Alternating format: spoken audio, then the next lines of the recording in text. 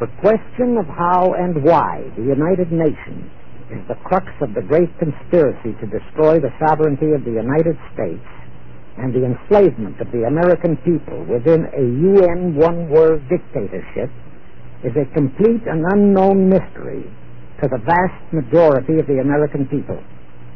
The reason for this unawareness of the frightening danger to our country and to the entire free world is simple. The masterminds behind this great conspiracy have absolute control of all of our mass communications media, especially television, the radio, the press, and Hollywood. We all know that our State Department, the Pentagon, and the White House have brazenly proclaimed that they have the right and the power to manage the news, to tell us not the truth, but what they want us to believe. They have seized that power on orders from their masters of the great conspiracy. And the objective is to brainwash the people into accepting the phony peace bait to transform the United States into an enslaved unit of the United Nations one-world government. First of all, bear in mind that the so-called UN police action in Korea, fought by the United States, in which 150,000 of our sons were murdered and maimed, was part of the plot, just as the undeclared by Congress war in Vietnam, in which our sons are dying, is part of the plot, just as the plot against Rhodesia and South Africa, in which our sons will be dying, is part of the UN plot. However, the vitally important thing for all Americans, all you mothers of the boys who died in Korea and are now dying in Vietnam, to know is that our so-called leaders in Washington, whom we elected to safeguard our nation and our Constitution, are the betrayers, and that behind them are a comparatively small group of men whose sole objective is to enslave the whole world of humanity in their satanic plot of one world government. Now, in order to give you a very clear picture of this satanic plot, I will go back to its beginning, clear back in the middle of the 18th century, and name the men who put that plot into action, and then bring you down to the present, today's status of that plot. Now, as a matter of further intelligence, a term used by the FBI, let me clarify the meaning of the expression, "He is a liberal."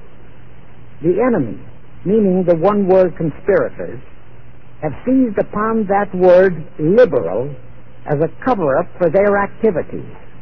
It sounds so innocent and so humanitarian to be liberal. Well, make sure that the person who calls himself a liberal or is described as a liberal is not in truth a red. Now then, this satanic plot was launched back in the 1760s when it first came into existence under the name of the Illuminati. This Illuminati was organized by one Adam Weishaupt, born a Jew, who was converted to Catholicism and became a Catholic priest, and then, at the behest of the then newly organized House of Rothschild, defected and organized the Illuminati.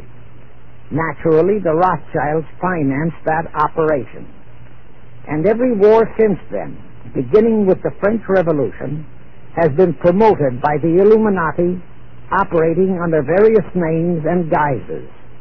I say under various names and guises because after the Illuminati was exposed and became too notorious, Weishaupt and his co-conspirators began to operate under various other names.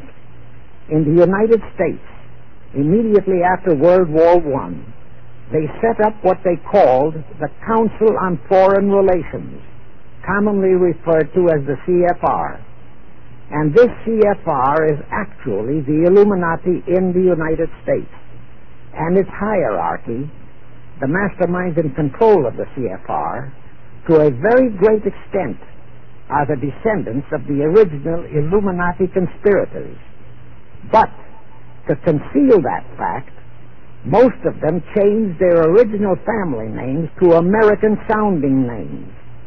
For example, the true name of the Dillons, Clarence and Douglas Dillon, once Secretary of the U.S. Treasury Department, is Lepowski. I'll come back to all this later. There is a similar establishment of the Illuminati in England, operating under the name of the British Institute of International Affairs. There are similar secret Illuminati organizations in France, Germany, and other nations operating under different names.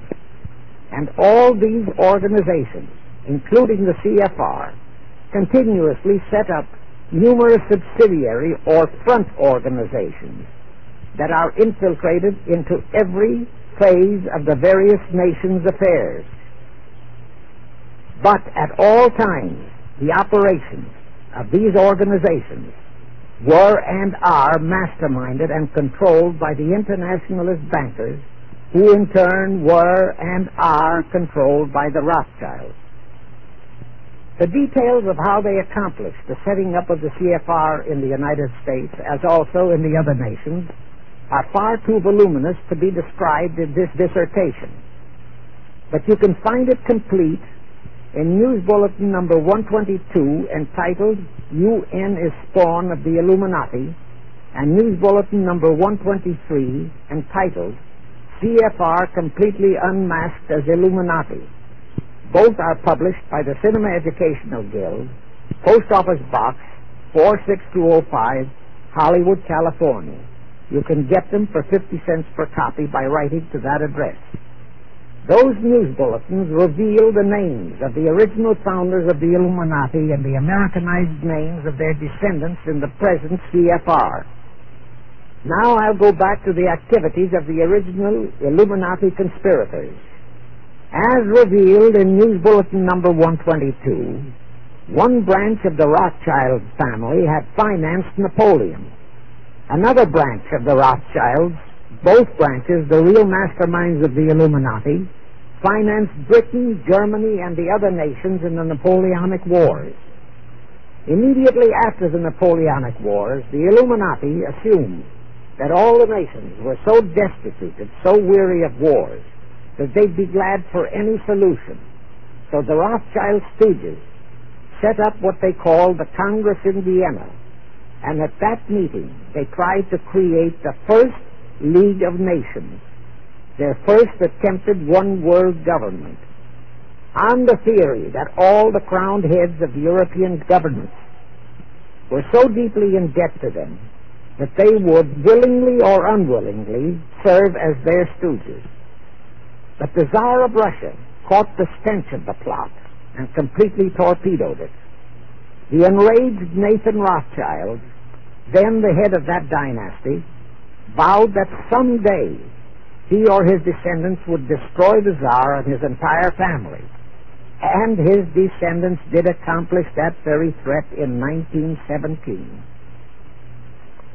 At this point, bear in mind that the Illuminati was not set up to operate on a short-range basis. Normally, a conspirator of any type enters into a conspiracy with the expectation of achieving his objective during his own lifetime. But that was not the case with the Illuminati. True, they hoped to accomplish their objective during their lifetime. But, paraphrasing The Show Must Go On, the Illuminati operates on the very long-range basis. Whether it will take scores of years or even centuries, they have dedicated their descendants to keep the pot boiling until, they hope, the conspiracy is achieved.